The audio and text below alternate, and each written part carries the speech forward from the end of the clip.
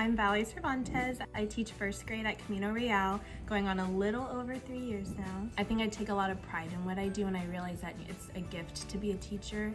It's overwhelming and you can get lost in all of these little things that you need to do, but when you see them come up at the beginning of the day and they just smile at you, they run down the hall to you because this is their favorite part of the day, I think it makes me think yes, in class they might be making silly choices or we're gonna make mistakes, but they're kids and they love you, and when they love to learn and you get those messages from parents my student didn't want to stay home today because they wanted to come, knowing that they'd rather be here learning, that's the best feeling.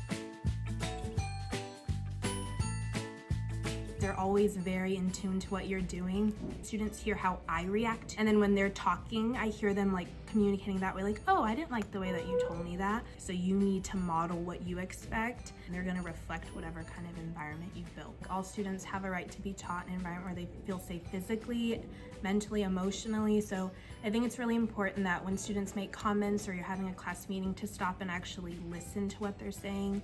If they come in and they're sad, they had a bad day at home, you don't know what's going on, to stop and ask them about it, because if you care about their outside life, they're going to care what they do in here.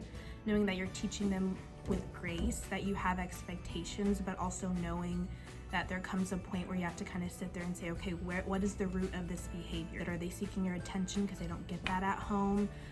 Are they confused about the lesson, so then they just start doing whatever because they don't know the answer? Really getting to the root of why they're doing what they're doing. So their little managements have a picture of my dog and then a cat on there. And each color and each animal coincides with their level of support that they need from me. So if they are sitting in a certain spot, a certain color, I know, they don't know, that they will either need the most support, so they need to be paired with someone who could help coach them, or there's some spots where they are already excelling in that area, so they can be paired with someone that would be a good match. So when thinking of placement of kids on the carpet or the table, really taking that into account. So it's for instruction, but also for cleaning up, having roles for that as far as their cleanup crew, table captain, just different things, so that way it helps me know who I can call on in certain moments without having to stop and think about it. But I know if I come in and I'm anxious, if I'm not prepared, they're gonna read into that. And if I'm scatterbrained, if I don't have everything where it needs to be, then that's the kind of day they're gonna have. So I know to be prepared, that's gonna make me less anxious. It's gonna make me know what to, how exactly to go about things if it doesn't go as planned. I also will have I have a notepad, and it has Monday, Tuesday, Wednesday, Thursday, Friday on it. Every day I kind of have designated what I'm gonna do, so that way I don't feel overwhelmed. And when you stay you're ahead, you get to stay ahead. They know that it's safe to be wrong. If they make a mistake, they know that that's okay. It's part of learning. You made a mistake, we saw your work, we can help fix it, but it's not the end of the world. I'm not going to call you out in front of everyone in the class. You're not gonna feel less than because you got it wrong. We just sit there and we solve it and then we move on. And so I think they've seen me model that enough to where they know they're gonna take the chance to try their best on either an independent assignment, on stations, and knowing that I'm still gonna guide them when needed. And even though they're first grade and they're little, they are capable of way more than you think, but you just got to set the bar high enough for them. Every kid deserves someone to root for them.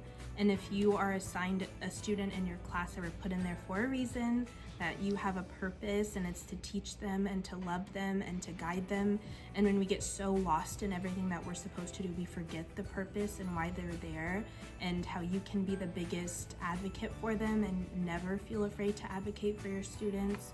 Know that at the end of the day, when they move on to the next grade level, they're gonna remember what you taught them, but also how you made them feel.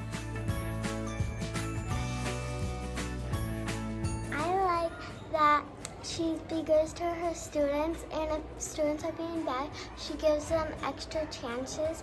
She's nice, she's kind. She's fun. She makes me feel happy. She's really nice, and she also gives out snack when we don't have no snack. And I love her. She's the best teacher. She's also really pretty. And she knows how to teach. She teaches us.